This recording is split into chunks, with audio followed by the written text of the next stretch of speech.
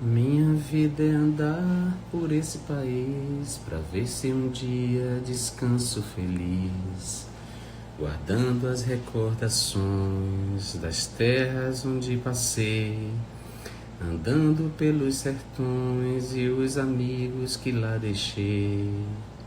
Chuva e sol, poeira e carvão. Longe de casa, levo o sorriso, mais uma estação. E a saudade no coração. Lauê, lauê, lauê, lauê, lauê. Lauê, lauê, lauê, lauê, lauê. Gente, hoje é São João, dia de São João. E eu, há 2 anos, 3 anos eu passo São João longe da minha família, da minha Bahia. Então eu tô um tanto nostálgico e abri essa live cantando essa música do Luiz Gonzaga, que eu acho tão linda, tão significativa, dessa saudade que o São João nos traz, né? Mas enfim, sejam bem-vindos e bem-vindas a mais uma live, caros amigos, caros amigos, vivos, caros amigos. Hoje nós vamos receber duas mulheres incríveis, duas amigas que eu admiro muito. São dois cases de sucesso, dois casos de sucesso, cada um em sua área. Primeiro vou receber Lilia Schwartz, autora desse livro, entre outros. Esse é o último livro dela, sobre o autoritarismo brasileiro. E logo na sequência dessa live eu vou receber Zélia Duncan, minha amiga, cantora, compositora. O assunto dessa live será como as ciências humanas e a cultura podem resistir aos autoritarismos, né? A essa deriva fascista. Vamos conversar sobre tudo isso. Eu aviso a vocês que eu vou desativar os comentários assim que elas entrarem. Uma, porque os comentários ficam na frente delas. Duas, porque sempre aparecem os vírus de consciência aqui. Então, para não deixar espaço para eles, eu desativo os comentários, porque o que importa claro, vocês são importantes, mas o papo com elas, o que elas têm a dizer é muito mais bacana. Então, só para lembrar que eu faço essa live com a Lilia e logo na sequência eu faço com a Zélia. Eu saio gravo essa live e chamo a Zélia na sequência e aí vocês voltam, tá bem? Desculpe os olhos marejados, mas é porque essa música do Luiz Gonzaga de fato me comove muito. E passar São João longe de casa é muito triste. Vamos ver se a Lilia já entrou. Vamos chamar a nossa primeira convidada, Lilia Schwartz. Lilia Moritz Schwartz. Vamos ver se ela entra. Lilia! Tudo bem? Que música linda, como você cantou lindo. Eu fico muito emocionado com essa música, Lili. Muito mesmo. Nossas saudades, né, gente? Saudades da minha terra, saudades da minha casa, da minha família. E essa época é uma época muito marcante pra gente, sabe? A fogueira, reunião na fogueira, em torno da fogueira junina. É uma época fria, né? Como diz Caetano, as noites tão frias de junho. Então hoje eu tô especialmente nostálgico, desculpe. Fria para Bahia, né, Jean? Eu ia pra Bahia, Lília. Bom, Lili, vamos começar então o nosso papo. Eu vou te perguntar, você que escreveu uma biografia do Brasil junto com a Heloísa Starling, né? E a biografia que você escreveu encerra no golpe de 2016. Para quem escreveu uma biografia como aquela, consistente, dava para prever uma deriva fascista no governo que sucedeu o governo de Michel Temer? Era possível prever essa deriva fascista ou essa deriva te surpreendeu também? Bom, como sempre, ótima pergunta, né? A Heloísa e eu fizemos, como historiadoras que nós somos, a gente gosta de analisar processos fechados. Então, na primeira versão do Brasil, uma biografia, ela parava na eleição do Lula, né? Porque nós considerávamos que era um ciclo que ia se encerrando. E a primeira versão, antes desse último pós-fácil, né, que vai até o impeachment da presidente Dilma, era uma versão bem mais otimista, né?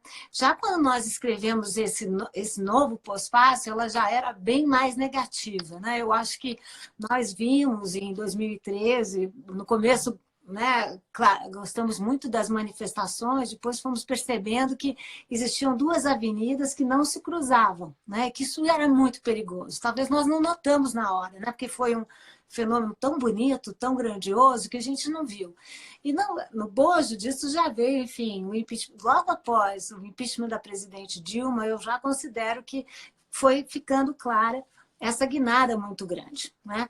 No momento em que nós escrevemos, que foi um pouquinho depois do impeachment, começava a ficar evidente, né? Evidente por conta desse grupo que eu confesso, você conhecia, eu desconhecia, eu não achava que teria essa importância, né?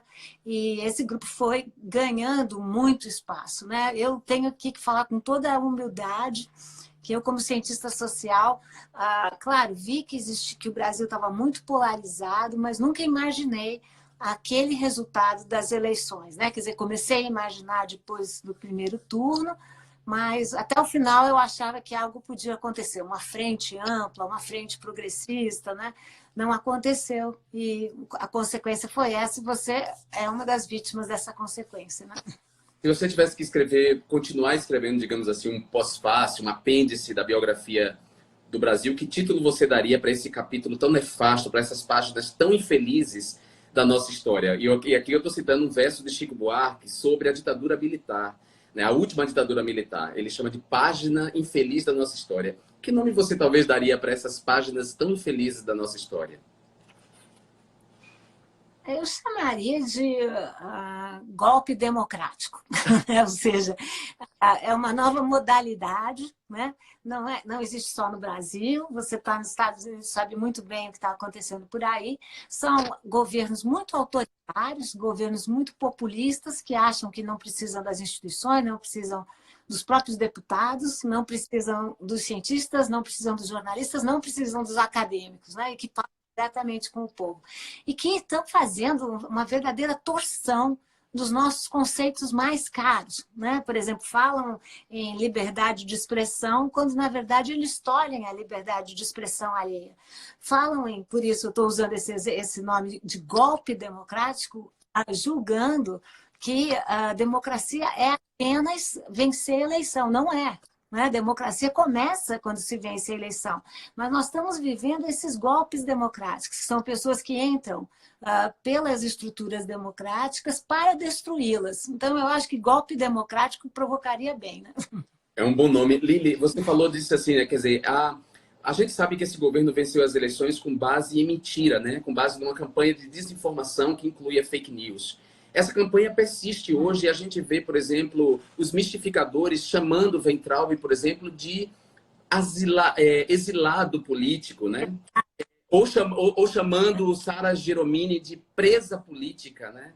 Quer dizer, eles distorcem, inclusive, essas noções. Conseguem não só apagar a linha de verdade e mentira, mas modificar o conceito, o sentido desses conceitos, né? Preso político, exilado político.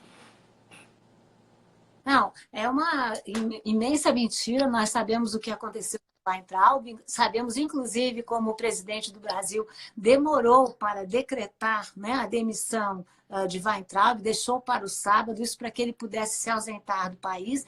E, inclusive, um presidente que sempre que se elegeu na base de a ideia de que era que ele era o antissistema, era uma nova política, vai se movendo, dando golpe em cima de golpe, né? Ou seja, o fato de Weintraub ter sido indicado para o Banco Mundial é um grande golpe democrático, ou seja, cabe ao presidente indicar, mas ele indica uma pessoa que não tem... A única experiência dele como economista foi num banco que faliu, né? O Banco Votorantim, ou seja... E agora, não sei se você acompanhou, mas uma associação dos funcionários do Banco Mundial acaba de lançar uma carta dizendo que eles têm um compromisso com a democracia, um compromisso com as minorias e que eles esperariam que então aguardasse o julgamento de Weintraub por racismo, né, e por ataque ao Supremo antes de indicá-lo. Então, vamos ver o que isso vai acontecer. Né? Eu escrevi no meu Instagram, né, que quem sabe ele viajou de primeira e vai voltar na última fila e algemado. Né? Mas você tem toda a razão, eles estão fazendo uma torção de cotovelo com esses conceitos, né, falando em democracia, quando, na verdade, praticam um grande autoritarismo.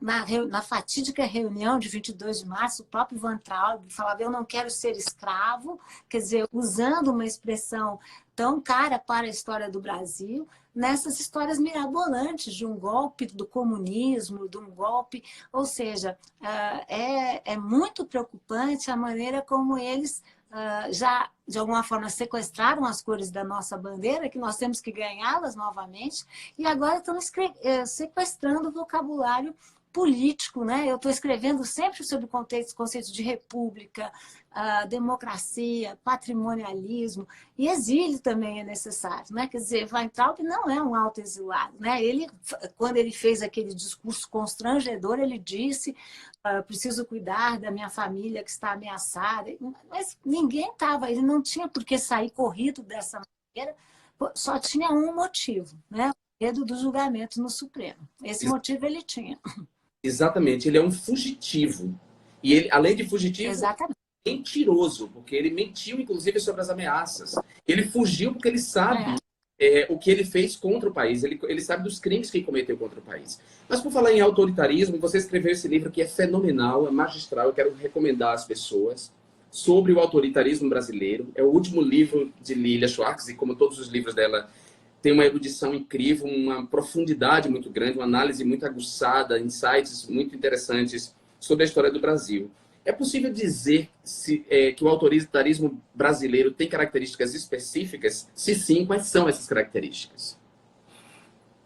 Bom, a gente sempre faz assim, começa invertendo. Ele tem características comuns que eu já comecei a descrever. Uma série de governos contemporâneos têm usado dessa matriz autoritária mesmo, né? Tolhendo as nossas liberdades, a nossa democracia. Eu penso que há uma característica muito específica ao Brasil. É que estamos falando de um país profundamente desigual, né? Primeiro, né? O Brasil é campeões de desigualdade.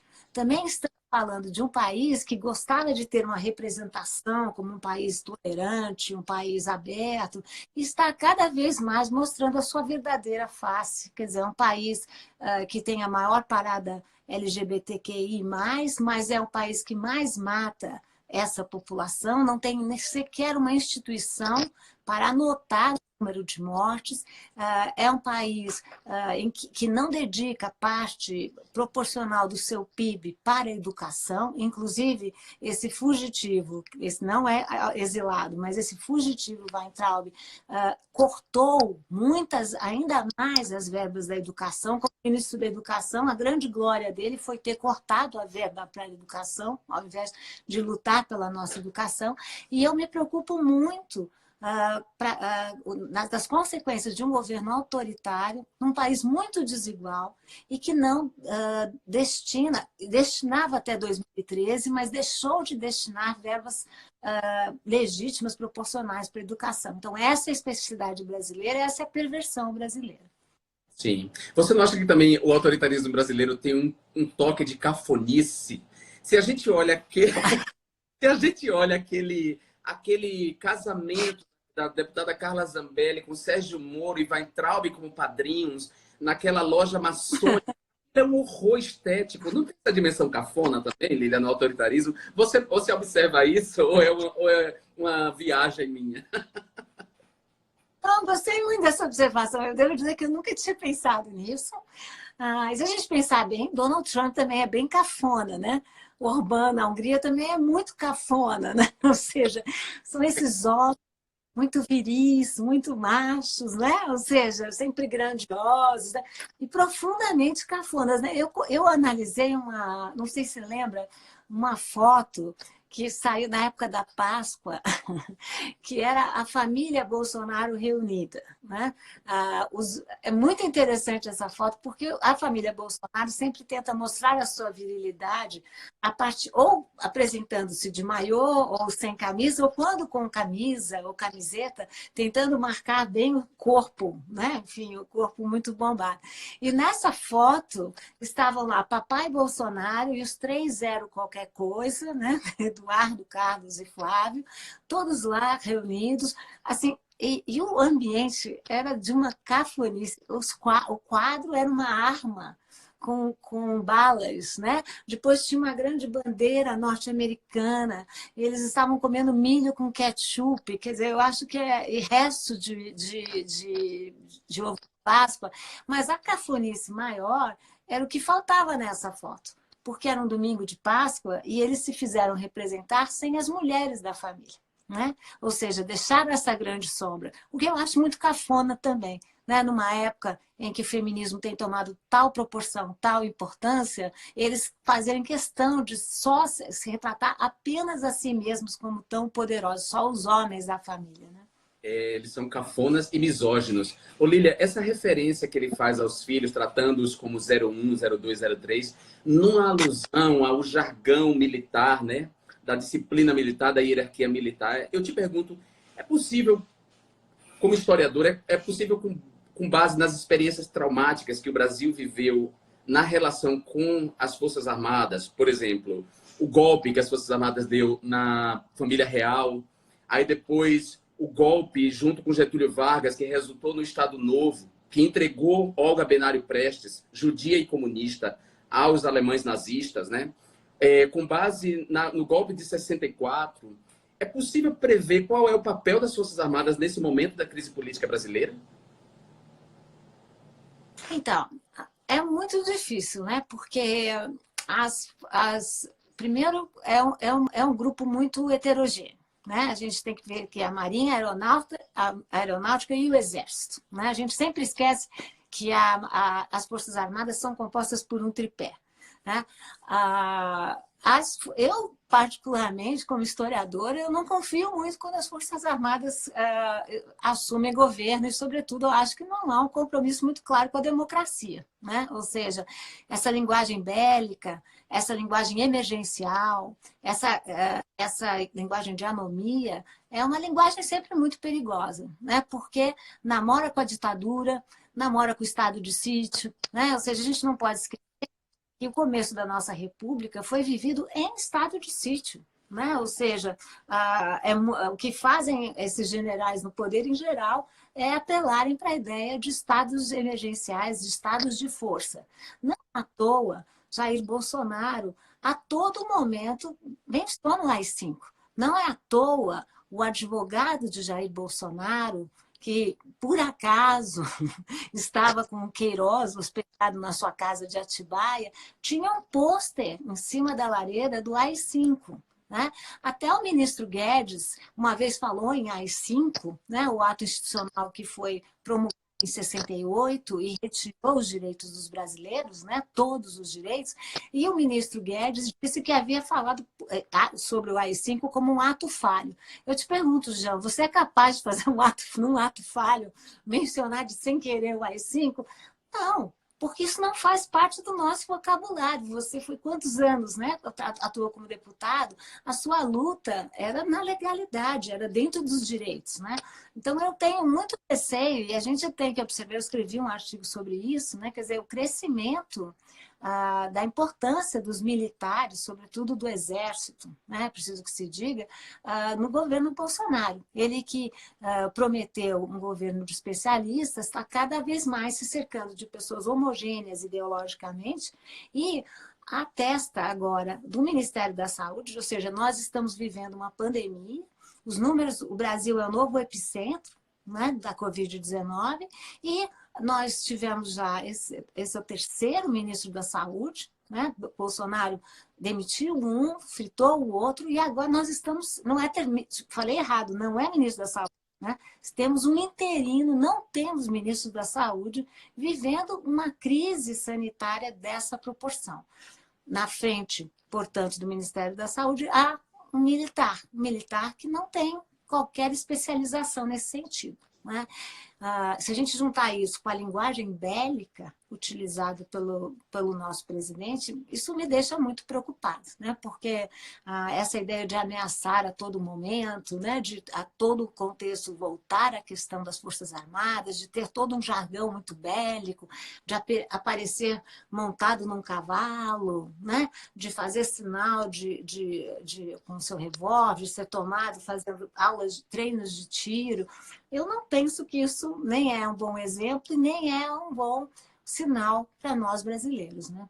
E é uma corrupção do papel constitucional das Forças Armadas, ou seja, do papel que a Constituição Cidadã de 1988 confere às Forças Armadas, que é Exatamente. nos proteger de ameaças externas e não produzir inimigos internos a serem eliminados, não é? Não. E acho que tem uma questão muito importante. Primeiro, acho que já que você falou da Constituição de 88, há um elemento importante para a gente lembrar, que a Constituição de 88, nós brasileiros temos um problema com políticas de ressarcimento, né? Jamais ressarcimos as populações de origem africana, né, que por conta de terem vivido tanto tempo sem qualquer direito, sem qualquer cidadania. Na verdade, quem se ressarciu foram os próprios escravizados, né? Quem pagou, porque muitas vezes eles pagaram a sua alforria, a sua abolição, com o seu próprio ganho, né? Com o seu próprio trabalho. Segundo, a nossa Constituição de 88, que é uma Constituição ampla, generosa, de olho na ditadura, ela abriu mão de tratar da questão dos militares. E, sobretudo, abriu mão da questão do ressarcimento. Mesmo a nossa Comissão da Verdade tinha o poder de levantar os casos, não tinha o poder de julgá-los, né? Então, isso é uma contradição imensa para a sociedade brasileira. Ou seja, nós temos muitas famílias, né, que estão aí sofrendo, né, que nunca tiveram qualquer compensação pelas suas mortes. Agora, por exemplo, a ex-secretária especial da Saúde, Duarte, está sendo processada por fazer uma exaltação da ditadura, né, e pedir para que se esquecessem dos mortos da ditadura. Essa é uma questão importante, nós nunca tratamos disso. Então, nós estamos criando um monstro mesmo, um monstro intocável, né? Dois, esse grupo que está cercando o Jair Bolsonaro é um grupo que foi treinado no Haiti, né? Que vendeu um pouco essa imagem de um grupo que fazia uma benfeitoria e tudo mais, mas não, era um grupo que não tinha que controlar a política no Haiti, tinha que apenas ajudar nessa missão de paz por conta do desastre, né, natural que ocorreu por lá. Ao contrário, o Brasil interviu, se sabe muito dessas práticas violentas, e o Haiti serviu como uma espécie de curso básico, né, de intervenção por parte das Forças Armadas brasileiras. Essa história também tem que ser contada. E não é contada, né? É contada para nós como se fosse um papel heróico e tudo mais, quando sabemos que o exército não foi bem-vindo no Haiti, sobretudo porque apoiou um golpe interno também. Né? Sim. Quando a Regina Duarte cantou a música, o jingle para Frente Brasil, eu me lembrei do filme homônimo do Roberto Faria, Para Frente Brasil, que é um filme contundente, em que ele intercala uma cena de tortura com uma cena do Maracanã lotado de pessoas, de torcedores da seleção brasileira. E há uma cena nesse filme assustadora, porque eles estão empalando uma pessoa numa sessão de tortura, empalando um preso político, e ele diz assim, enquanto ele empala o sujeito, ele no pau de arara, ele diz assim, o problema dessa tortura é que tem gente que gosta. Então, essa perversão sexual, essa obsessão pelo coitanal, que aparece nas falas de Jair Bolsonaro, quando ele fala, por exemplo, eles querem a nossa hemorroida. Essa gente é obcecada por isso, né? Tem uma homofobia que me parece que é atávica.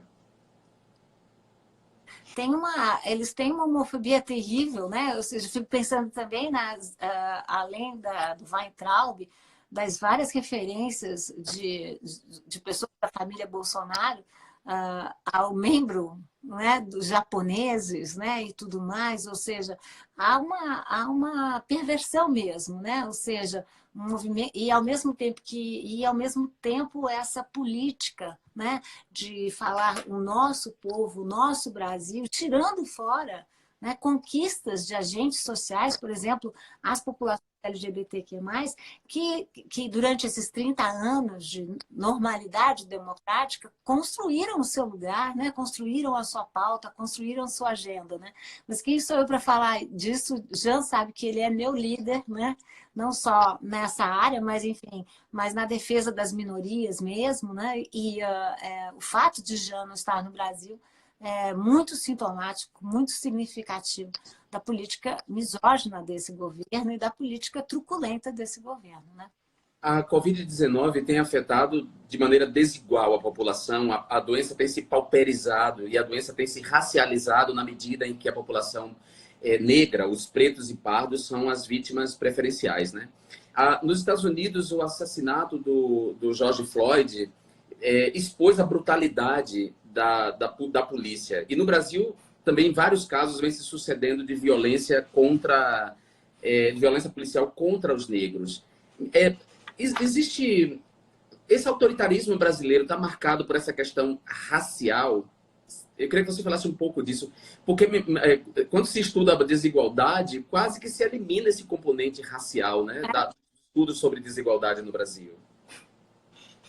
Então, nesse livro, que saiu agora há um ano atrás, né, e foi considerado uma das primeiras reações, né, impressas, né, ao governo eleito no final de 2018, eu tenho 2 capítulos sobre a questão racial, de tanto que eu acho que ela é fundamental. Eu acho, Jean, que a questão racial é a grande contradição da sociedade brasileira. E penso, como diz o movimento negro, como Silvio Almeida, como eu tenho dito, que nós não teremos uma democracia enquanto nós não olharmos de frente para a questão racial. Você começou com George Floyd, é muito impressionante que aí nos Estados Unidos a população afro-americana, segundo a designação local, oscila entre 11% e 12%. No Brasil, se nós tomarmos os dados do IBGE, a população preta e parda, que são os termos do IBGE, chega a 56%. Mesmo assim, a gente precisa do empurrão dos Estados Unidos para as tantas Ágatas, os tantos João Pedros, os tantos Miguéis que vão morrendo a todo dia. Ou seja, eu sei que genocídio a gente usa para situações de guerra, mas na minha concepção, nós estamos praticando o genocídio da população negra nas nossas grandes periferias. E nós não falamos disso. Isso que é muito impressionante. Ou seja, o que acontece? A nossa imprensa, a nossa mídia e a sociedade brasileira também prefere não ver, né? Prefere tornar invisível esse problema.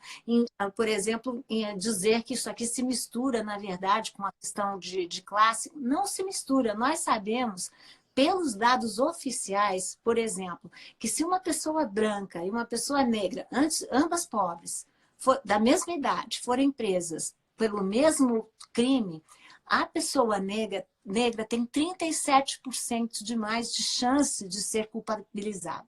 Essas são pesquisas do Núcleo da Violência que mostram como raça é sempre um plus. Vamos para o lado da educação. Né? A gente sabe que nessa pandemia as populações pobres estão sofrendo mais, porque é claro que todas as crianças estão sofrendo a não ir para a escola. Mas nas crianças que moram numa casa estruturada, que tem o seu próprio computador, que tem espaço na sua casa, diferente de 30% dos brasileiros que moram num cômodo com mais de 6 pessoas, né? Essas pessoas estão sofrendo, mas podem de alguma maneira contornar. A questão da educação está sendo muito mais severa nas populações pobres. E se pensarmos em termos de doença, se são as populações de baixa renda aquelas que estão morrendo mais no Brasil, dentre as populações de raça de baixa renda, as populações negras são as que mais estão, enfim, ainda morrem mais. Por isso que eu digo que raça é sempre um plus da nossa classificação. Agora, o que me impressiona é que nós naturalizamos a questão racial. Né? Agora, talvez até o brasileiro diga, não, existe racismo no Brasil, mas ninguém diz que é com ele mesmo. Todo mundo diz que é com o outro. Né? Quer dizer, essas são questões muito fortes, são questões que nós devemos lidar, e essa é uma especificidade do autoritarismo brasileiro, uma especificidade muito grande do nosso autoritarismo. Eu sou filho de um casamento interracial, eu sou miscigenado. Meu pai é preto, meu avô era mais preto ainda do que meu pai, e eu nasci com essa pele clara, mas com características negroides. Quando eu era criança, eu vendia nas ruas, eu vendia com um amigo meu, que é meu amigo até hoje, Genivaldo, e ele é negro, preto, ele é preto, retinto. E era impressionante como nas ruas, quando a gente estava os dois vendendo, as pessoas se compadeciam comigo. O fato de eu ser uma criança de 10 anos vendendo nas ruas, mas não com ele. E ele estava ali do meu lado. Aliás, a primeira experiência que eu tive do racismo, assim, e do racismo que opera num colorismo. Você que escreveu O Espetáculo das Raças, que é um livro incrível para se entender, não se pode falar de racismo e de colorismo no Brasil sem O Espetáculo das Raças. Queria que você comentasse um pouco essa questão de uma afirmação que o professor Silvio de Almeida fez. Os brancos também são a invenção do racismo. Porque, por exemplo, quando eu me identifico como negro, muitas pessoas falam assim, mas você não é negro, porque eu sou miscigenado e porque eu decidi me identificar com o lado preto da miscigenação e não com o lado branco. Eu queria que você falasse um pouco disso, né, dessa afirmação. Os brancos também são uma produção do racismo. Então, primeiro, eu penso que o racismo é uma invenção branca, né? Ou seja, foram os brancos que criaram a escravidão africana, né? Foram os brancos que administraram essa escravidão, né? Foram os brancos que administraram as grandes fazendas, né? Pelo mundo afora, com mão de obra escravizada. Foram os brancos que, no momento em que a abolição da escravidão foi ficando clara, criaram teorias para reconstruir a diferença racial. Eu estou me referindo no final do século XIX às teorias do darwinismo racial, que estabeleciam que havia entre a população negra e a população branca um abismo, né? Que elas compunham raças diferentes. Foram as populações brancas que criaram as teorias do branqueamento, né? Ou seja, no Brasil, no começo do século XX, João Batista Lacerda, que era então do Museu Nacional, foi convidado para um Congresso Universal das Raças que se realizou em Londres, e nesse congresso ele defendeu a tese, que era uma tese oficial, porque ele foi oficialmente esse congresso, que em 3 gerações o Brasil seria branco, e grego talvez. Esse tipo de concepção, que é muito brasileira, do branqueamento, né, que nós usamos frases do tipo nasceu com cabelo bom, nasceu melhor, casou melhor, né? Que nós evitamos, ou quando antes existiam as propagandas, solicita-se empregada de cor agradável, ou seja, nós temos toda uma política de eufemismos que trata um pouco dessa questão do colorismo no Brasil, que é uma invenção branca. É uma invenção branca, por exemplo, quando o senhor de escravos tinha um filho mais claro, ele desejava a ele a liberdade. Não reconhecia, mas a liberdade. E o filho mais escuro, não. Né? Ou seja, essa linguagem do colorismo ainda é muito forte entre nós. Né? Ou seja, porque diferente dos Estados Unidos, não estou elogiando nenhum racismo é bom, todos são ruins. Né? Mas diferente dos Estados Unidos, que uma pessoa que nasceu numa família negra é negro, não importando a aparência, no Brasil não. Nós criamos novos valores a partir do branqueamento da pele. Né? E quando todo mundo diz, as pessoas dizem para mim, não existe fronteira de cor no Brasil, eu falo, existe sim, pergunte para as grandes e pequenas autoridades. Os porteiros de prédio, os policiais, eles sabem exatamente aonde fica essa fronteira de cor. Então, eu penso que o branco no Brasil virou uma espécie de régua e compasso. E pior, é uma régua e compasso invisível, naturalizada. Porque mais do que só uma questão racial, né, as pessoas dizem, os biólogos dizem, não, mas só há uma raça, a humana. Eu concordo, quem sou eu para discutir? Mas a sociedade produz raça social. E nessa produção, o branco virou uma espécie de símbolo máximo, né? Ou seja, de projeção máxima, e com imensas consequências. Essa é uma invenção branca, é por isso que eu defendo, Jean, e você sabe que a questão racial no Brasil, ela não é apenas uma questão dos negros. É claro que os negros têm total protagonismo, como sempre tiveram, mas é preciso que a sociedade brasileira entenda que tem que atuar como aliada, porque foi ela que criou o racismo, Dois, porque o racismo é um problema para a nossa democracia, não é um problema só para os negros, mas nós não vamos ter uma democracia com esse racismo institucional e estrutural que nós presenciamos nos dias de hoje. Uma das coisas mais tristes nessas cenas de brutalidade policial que tem se multiplicado aí nas mídias sociais no Brasil e aqui nos Estados Unidos, mas muito mais no Brasil, é ver, como diz Caetano Veloso, soldados quase todos pretos dando porrada na nuca de malandros pretos ou quase brancos. Né? Quer dizer, os agentes da violência são também membros dessa comunidade, vítima do racismo, né? Sobretudo, se a gente pega a polícia de Salvador, que é uma polícia majoritariamente negra, né? Formada de pretos e pardos. O racismo ele opera também nessa dimensão subjetiva, né, Lili? De introjeção, de constituinte da subjetividade. Essa é uma questão, na minha opinião, super importante, né? Ou seja, toda ideologia, uma ideologia só é boa e um pensamento só é majoritário se ele faz sentido para todos, para aqueles que adotam e para aqueles que a sofrem, né? Então, eu penso que a grande importância do nascimento, não do nascimento, porque sempre houve, desde que existiu escravidão, existiu resistência, e desde o pós-abolição, nós temos muitos ativismos, muitas escolas, muitos clubes negros. Mas vamos dizer assim, no final da década de 70, com o surgimento do movimento negro unificado e outros movimentos, o que vai se mudar um pouco na linguagem do Brasil? Por que eu defendo tanto cotas e políticas de ação afirmativa? Em primeiro lugar, eu já expliquei, porque eu acho que nós falamos de universalidade, falamos em meritocracia, quando não existe essa tal de universalidade. Que universalidade é essa se as pessoas chegam nos lugares com condições totalmente abismalmente diferentes? Mas eu também estou a favor de políticas de ação afirmativa e políticas de cotas por conta de uma política de autoestima, né? O que significa para uma criança negra, por exemplo, aprender a história da Europa, dos Estados Unidos, mas não aprender nada de história da África? Eu não acho que a gente precisa tirar a história europeia, não acho, ou ocidental, mas a gente tem que incluir as outras histórias que fazem as histórias do nosso Brasil.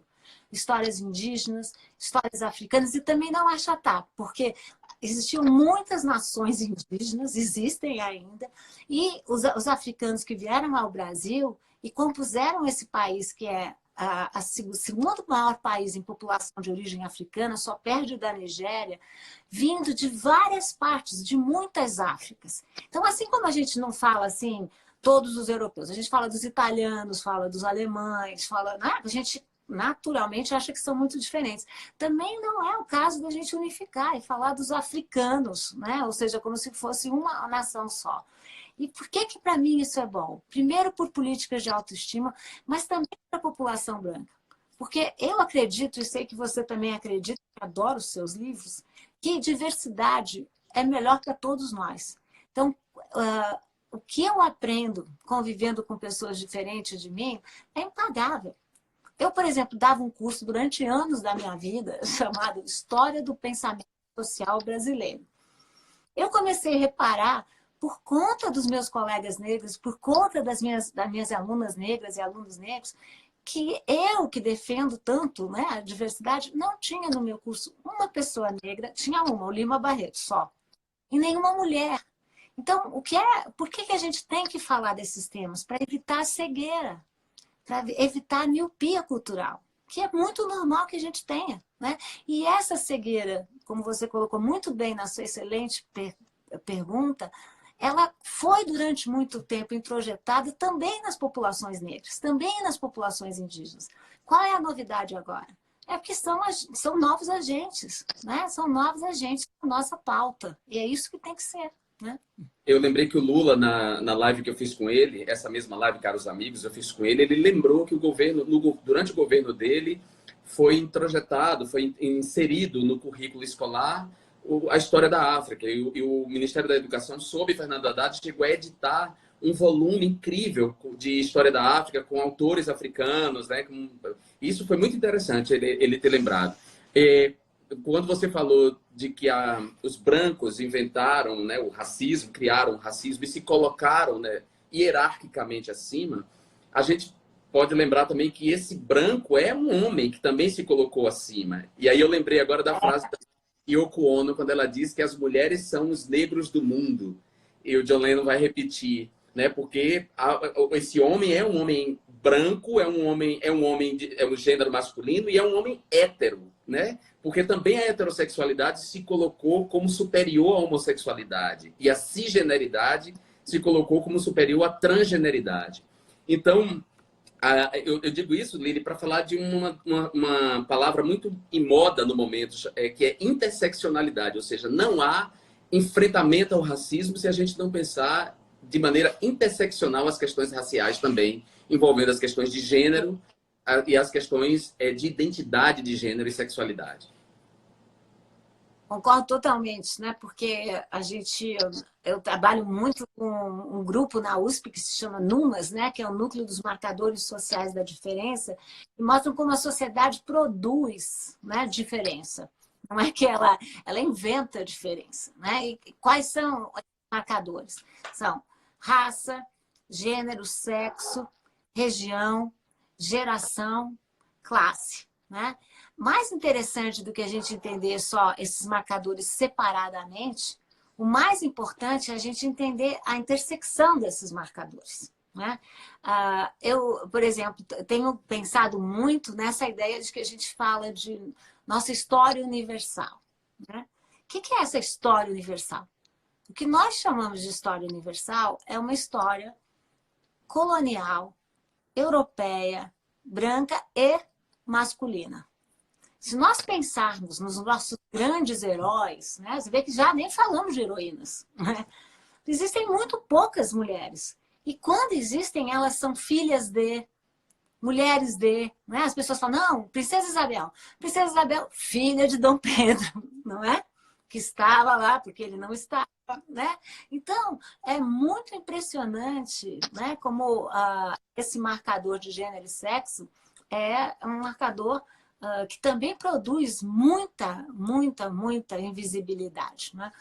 Eu estou agora escrevendo uma enciclopédia negra junto com o Flávio Gomes e o Jaime Laureano. O Flávio Gomes é esse grande historiador negro, e nós estamos aqui batendo o pé que na nossa enciclopédia pode até ter mais mulher, mas menos não vai ter. Ou vai empatar ou vai ter mais, né? Porque senão é assim, a gente vai falar dos esportes, só lembra dos jogadores de futebol.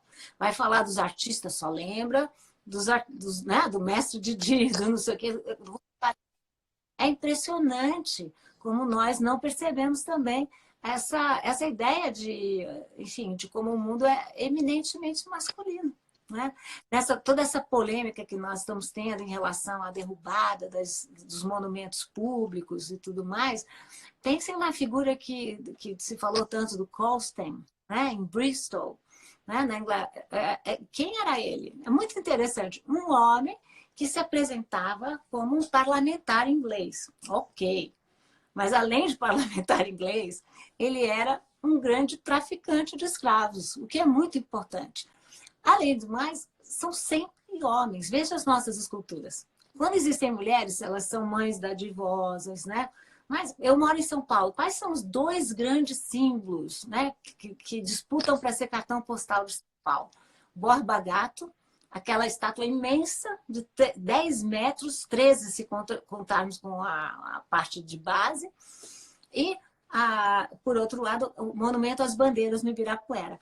Sempre homens, e homens, por exemplo, o Borba Gato, já não sei se você notou, mas ele, além de ser um homem branco, não seria, ele era bem misturado, mas branco, com a barba bem feita. Ele tem, não sei se você lembra, uma espingarda que vai da sua bota até aqui. Você quer um símbolo mais fálico do que esse? Fala para mim.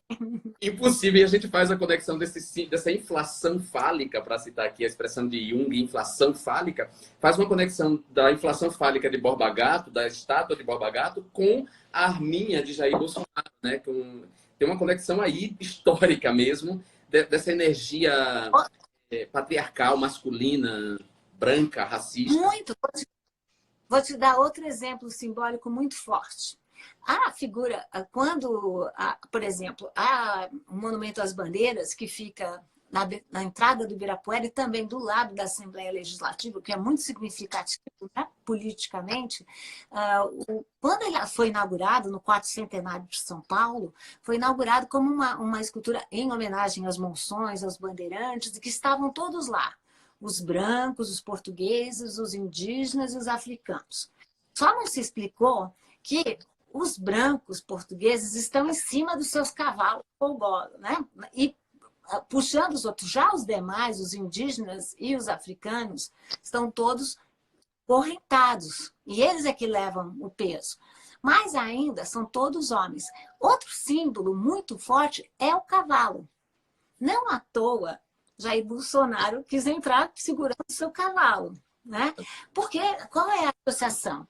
É a mesma do Brecheret. Pensa na escultura. Essa ideia de que os homens valentes, viris, controlam a fera, que é o cavalo. Né? E são eles que estão... E eles galopam por sobre o cavalo. Né?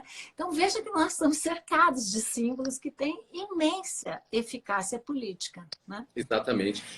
O Antônio Cícero tem uma frase maravilhosa, um verso dele, de uma canção que Marina gravou, que diz: pátria, família, religião e preconceito, quebrou, não tem mais jeito. Eu vou incluir pátria, família, religião, estátuas para canalhas, quebrou, não tem mais jeito. Não adianta chorar por elas. As estátuas são isso, né? Elas naturalizam esses lugares. Naturalizam, elas são eminentemente masculinas, né? É impressionante que na entrada do Museu de História Natural, em Nova York, também você tem um grande político norte-americano no seu cavalo, ladeado por um indígena e um africano. Ou seja, essas imagens se repetem e viram uma espécie de estereótipos que a gente nem vê, já está naturalizado. E estereótipos que organizam o nosso mundo. Então a gente nem nota que são os brancos que estão no cavalo e os outros que estão a pé. Agora, o que isso significa? O que significa em termos históricos? O que significa para a autoestima dessas populações também? Né? Eu não sou a favor de vandalizar, eu não sou. Mas eu sou a favor de politizar essas obras. Ótimo. Lili, por fim, a gente já está indo para o final, você coordenou também uma coleção da história do Brasil contada desde a perspectiva latino-americana, ou a partir da relação do Brasil com a América Latina. Tirando os governos Lula, os 2 governos Lula e o governo Dilma, que fortaleceram essas relações com a América Latina, os demais governos sempre prestaram uma vassalagem aos Estados Unidos, né? Ao ponto da gente ter uma figura como Sérgio Moro, que é quase um agente dos interesses norte-americanos, estadunidenses do Brasil. Por que a elite brasileira tem essa cafonalha com os Estados Unidos? Por que se mirar tanto assim? É só uma questão de viralatismo ou os Estados Unidos são eficazes nas suas estratégias geopolíticas? Eu acho que a questão é anterior, né? O Lima Barreto, que é um escritor que você sabe, adoro, escreveu uma biografia, ele dizia que os brasileiros têm mania de bovarismo. Esse não foi um termo inventado por ele, vinha do Gautier, um outro escritor, mas o que eles queriam dizer com isso? Que o brasileiro tem mania de Madame Bovary. Nunca está satisfeito onde está, então sempre projeta estar em outro lugar. Né? O Joaquim Nabuco dizia que os brasileiros viviam no seu país, mas a imaginação era francesa.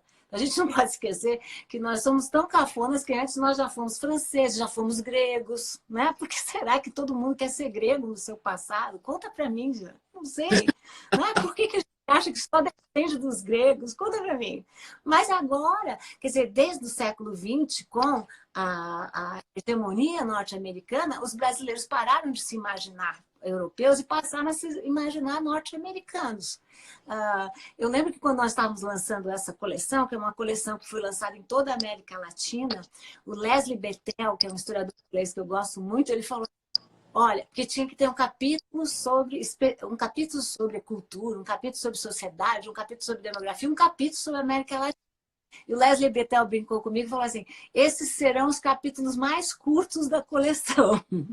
Porque o Brasil não constrói essa relação com seus vizinhos. É impressionante. Né? Quer dizer, mira sempre muito mais longe, né? Como se fosse... Né, quer dizer, não constrói essa ideia de uma América, né, América ao Sul, né, que nós sabemos que a América Latina não tem inventado.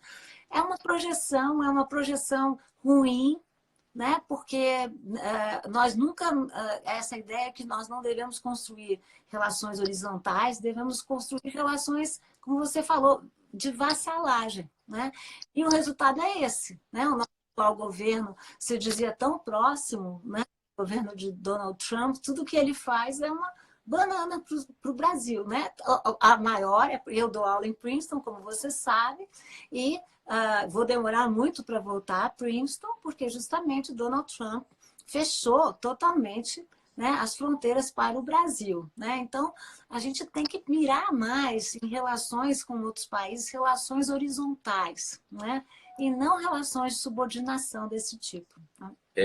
Como diz Pagu, Patrícia Galvão, escritora, que nos sobrem ao menos as bananas depois disso tudo, né? Pelo amor de Deus. Vai ser duro, né? Vai ser duro. Lili, Que sobrem as bananas.